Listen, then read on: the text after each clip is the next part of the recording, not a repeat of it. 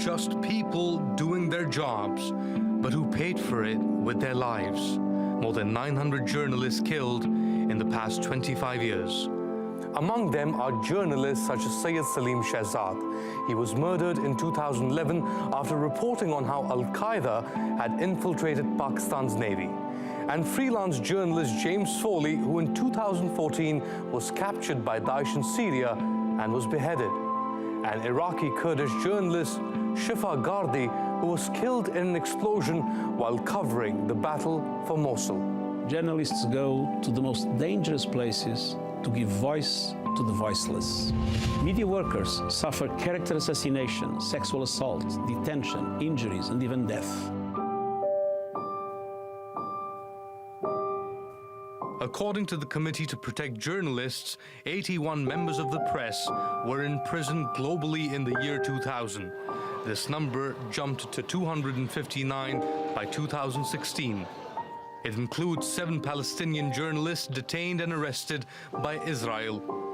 Amnesty International calls the detention without charge of some Palestinian journalists unjust and cruel.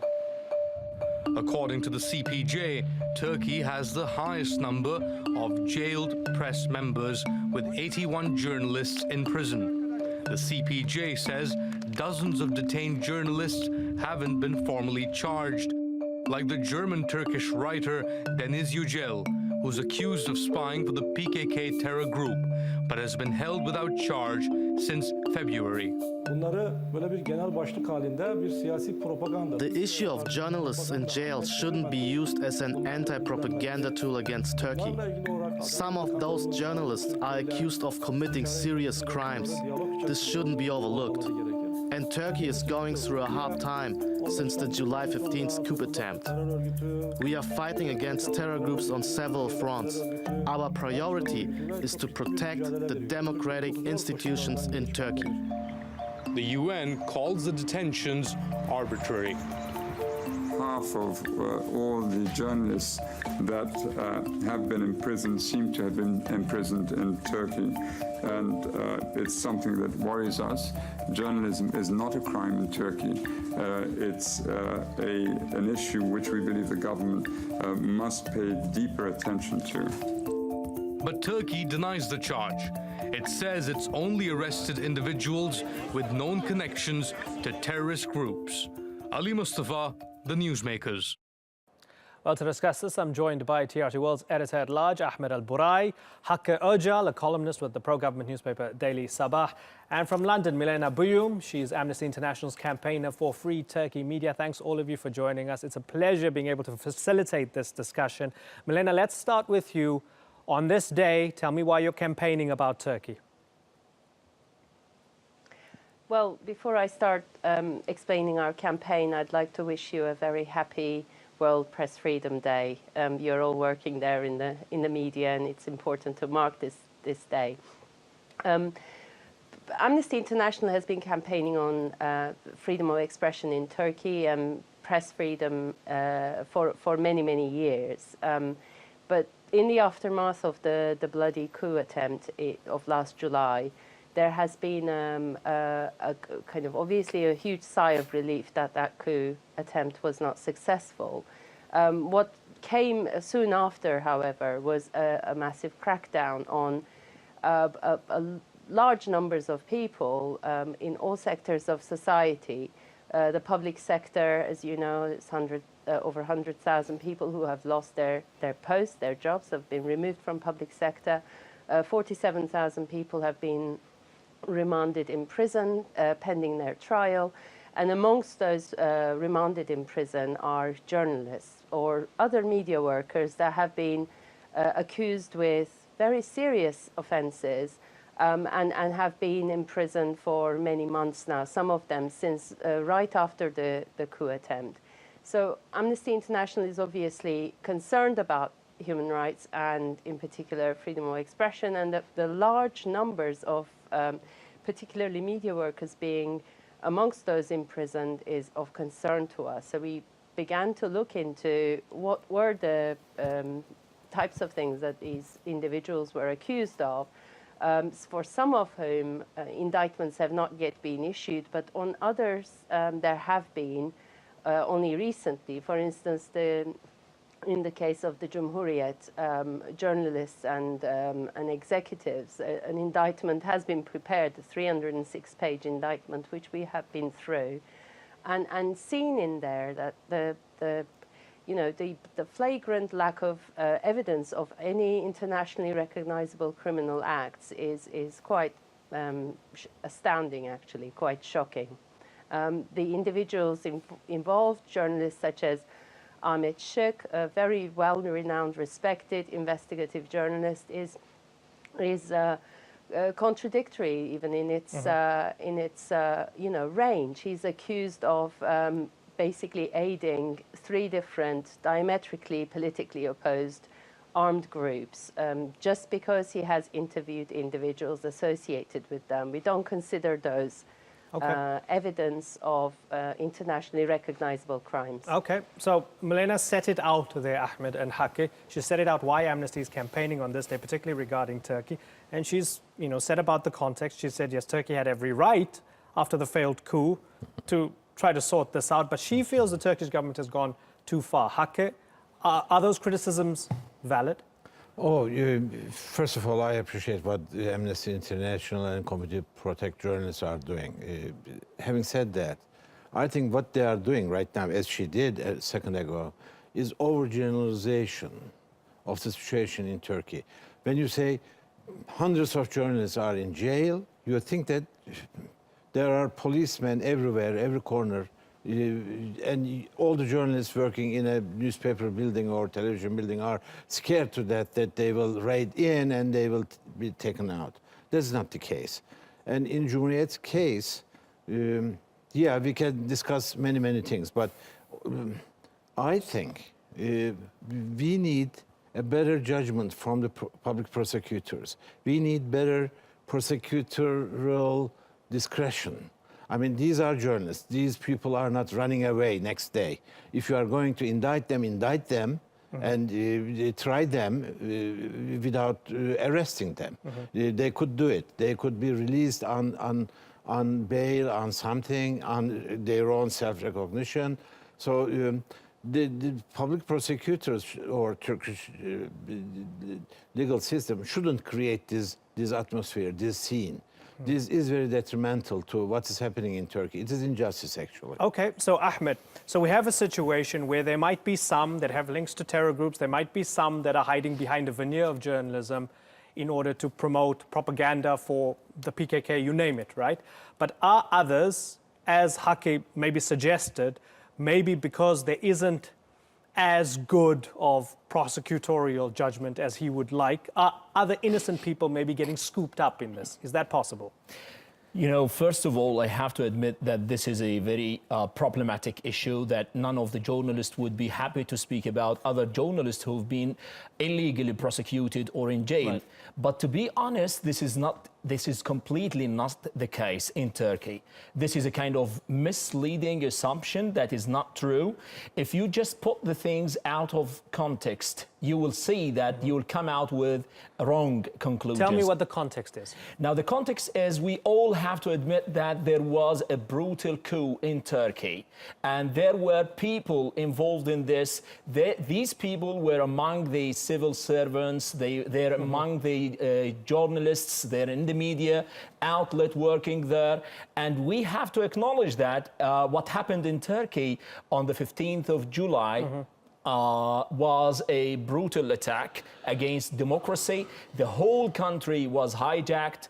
400, at least 300 people were killed in the coup attempt, and other things happened on the ground that if this happens in other countries, they would have greater and grave measures on the ground. Now, having said that, some of the journalists, some of innocent people have been taken into the prison. We can discuss about this. But if you just consider the media claimer and the media fuzz, international media, I mean, and the way they're trying to portray the issue, what's happening in Turkey, you would feel that there is a kind of gloomy medieval period that is happening to the media workers. But this is completely untrue again. Milena, a lot of Turkish people I speak to here say, but you know, if you go through the newspapers, you see all sorts of criticism of the president, of the ruling party, and so on. How does that square with this idea that anybody who criticizes the government will be thrown in prison? To the point made by the other gentleman, and let me take that and throw it at you. Is there a lack of sympathy for the context within which Turkey is operating right now? I can speak for the organization that I work for, Amnesty International. We've been very clear from day one that it was entirely legitimate to investigate how the coup attempt came about, and those responsible to be brought to justice in fair trials through investigations that unearth the actual evidence of their criminality. There is no argument on that point at all. The question is whether the individuals and figures vary. I mean, we estimate that there is over 120 journalists who have been remanded, who are currently in prison, who have been remanded since 15th of July of last year. That's a huge number of journalists, and they worked in practically all areas of dissenting media. So, we're talking about people who worked in the Kurdish media, people who worked in the mainstream but critical media, people who worked in digital media, etc. And the accusations against them vary. What we need to have, and obviously criminal prosecutions can apply to anyone. If somebody has committed a crime that's recognizable, then they face the consequences of that. However, what we have here in the indictments that have been issued, whether it be the Cumhuriyet indictment, which I went through, whether it be the Zaman indictment, which I also read, the evidence of actual criminal acts that are recognized under international law is not there. For Şahin Alpay, who used to write for Zaman, who is 73 and in ill health, the evidence cited are his articles, his columns from 2013 and 14, in which, yes, he was critical of the government. He did make references to, investigations into the corruption allegations and so on. These are not evidence of criminal activity. This is what you have in a society where freedom of expression is respected. Media can and has actually a duty of scrutinizing those in power. And when there is no incitement to violence or evidence of actual criminal activity, then the person does not get prosecuted and kept in prison pending Ahmed, trial for months on end. Sure, By the time that hearing, the first hearing is going to come around in September, Şahin Alpay would have been in prison for 13 months. Okay, and good point. That's the situation in Turkey. Good point. Ahmed, I just want to ask you. I want to ask you, as I bridge this to you, should an organization like Zaman be treated as every other organization? The point is you cannot be picky. I do respect what Amnesty International and other organizations are working and highlighting and shedding the light on the suffering of anybody. But the point is you cannot be picky whenever it comes to objective assessment of the situation here in Turkey. I'll give you some concrete, solid, direct examples of the people that have been tackled as victims in the international media, in the human rights organization and stuff. Just take the tweets of these guys. Like, for example, the renowned Can Dündar. And he tweeted one day, "You should not have exploded that last bomb." He's referring to the twin bombing that happened in Ankara, and he directly accuses President Erdogan of committing that. Okay, but let me ask you that before you go on, right? So some people watching this would say that people in America who believe 9/11 conspiracy theories, and they believe George Bush orchestrated 9/11. They can tweet that out, and they don't have to worry about criminal liability. Is that situation different legally in Turkey? That sort of accusation of a president, accusing a president of being involved in terrorism, is that different? And does that mean, according to the laws of Turkey, you no longer have the rights of a journalist. The first important thing, that's good. I'll come back to this one. But again, take the academic. He's very famous, Kurai Chalishkan. He says, a man dragging his country into war to save himself, calling him an animal is a shame. Calling him a demon is a sin. But calling him a murderer is deserving. Now, we'll come to the United States. In the United States, threatening the president of the United States is a specific crime, carrying a maximum penalty of 5 years in prison and 250,000 in fines, which means just insulting the president here, according to the Turkish Republic, it was issued years ago in 1926. It wasn't when Erdogan came to power. So it's not Erdogan who is enforcing these kind of laws. Insulting the president is something, but accusing him of committing a crime, of killing his own people. If you looked at one magazine, Nokta magazine, when he's taking, the president taking selfie behind him, the coffins of the Turkish soldiers. Just imagine that this happens in the United States at the time of this. George W. Bush is taking selfie while behind him the Twin Towers. But there's a question of meaning and values. Accept that. Again, okay, so a question of meaning and values, and let me then pose that to Hakke. Is that different here in Turkey, where if you do that sort of stuff on Twitter, you know you're likely to be thrown in jail, whether you're a journalist or not?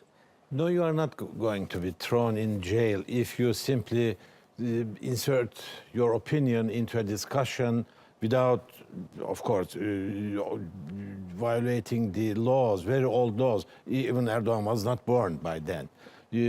Imran, we have to bring the attention of everyone to this fact that the perpetrator of the coup was not the Turkish army per se.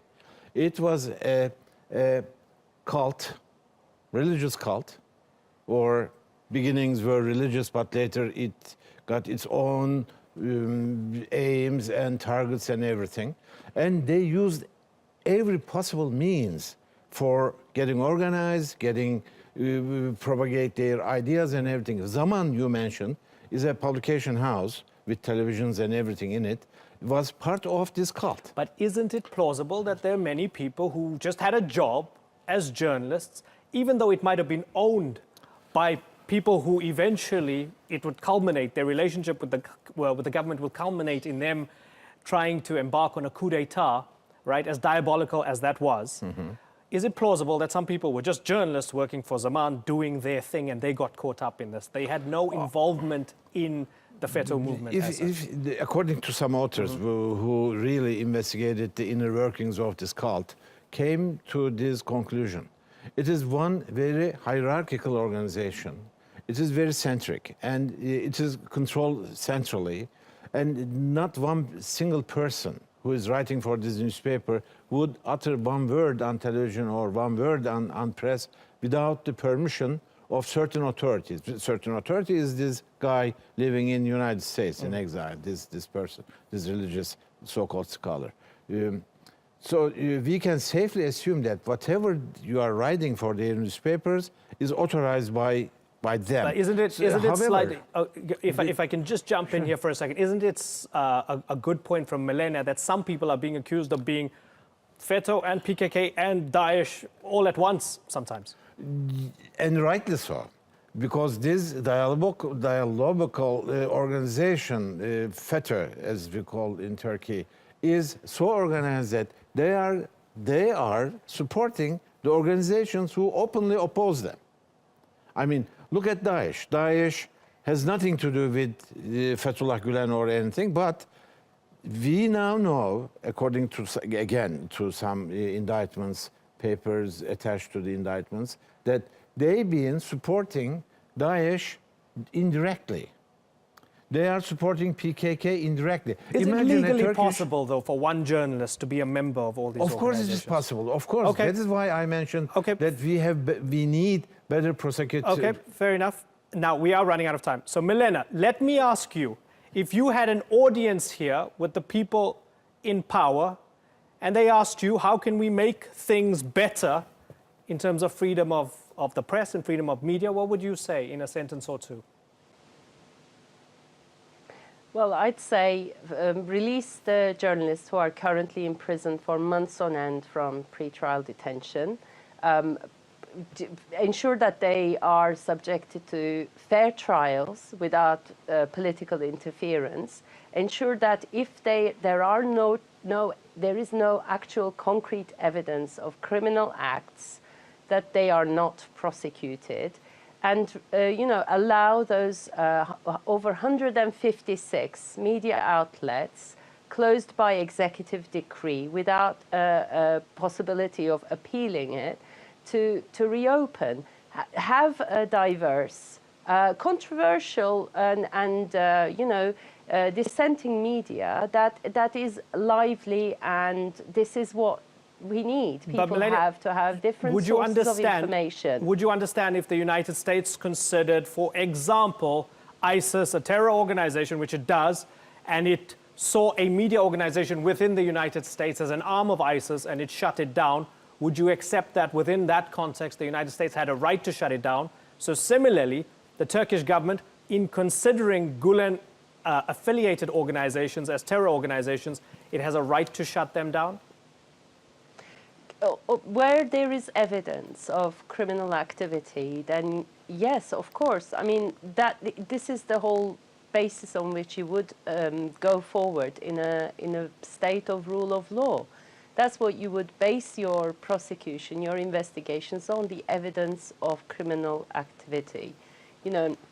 Earlier one of your guests took the example of the selfie of the president. I mean, in 2003, there was a very famous photo of Tony Blair with explosions behind him in the context of the Gulf War. I don't recall anyone being prosecuted for creating that image or sharing it. I wish that selfie it's possible. Was, at the time, the double-decker bus in London was behind, in 2007, was behind Tony Blair. The photo should be there, not the war in Iraq. The president of Turkey has a selfie while the coffins of his own soldiers behind him. But Tony Blair, as a war criminal, as the people of Iraq call him, he has a selfie while behind him the crime he perpetrated with the corporation of Milena's Bush. saying that still wouldn't have him prosecuted, no matter what, because it's just a picture and it's art and it's criticism. That's what she's saying. The point is that the comparison is not objective. The media outlet was completely biased when portraying the president in this way. That's not the way it should be. The comparison should be the president of any modern country with a democratic, real jurisdiction system would accept that or not. Would the media do that or not? Is this professionalism or not? Okay, but it's a hypothetical, though. So we wouldn't know for sure.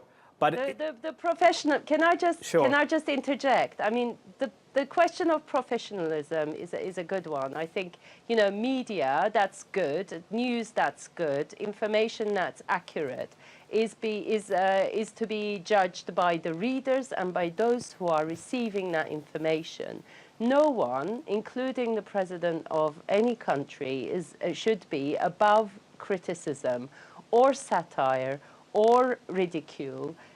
If any such thing is not involving, appeals to violence or, inciting violence and so on. Okay. So I think there are clear rules I'm sorry, guys, in international law. I'm sorry, guys, I've got to jump in here because I have other segments to move on to. I would love to continue this conversation, and I think it's important that we had this conversation. Milena Buyum, Ahmed Al-Burai, and Hakkı Öcal, thank you all for joining us. Thank you.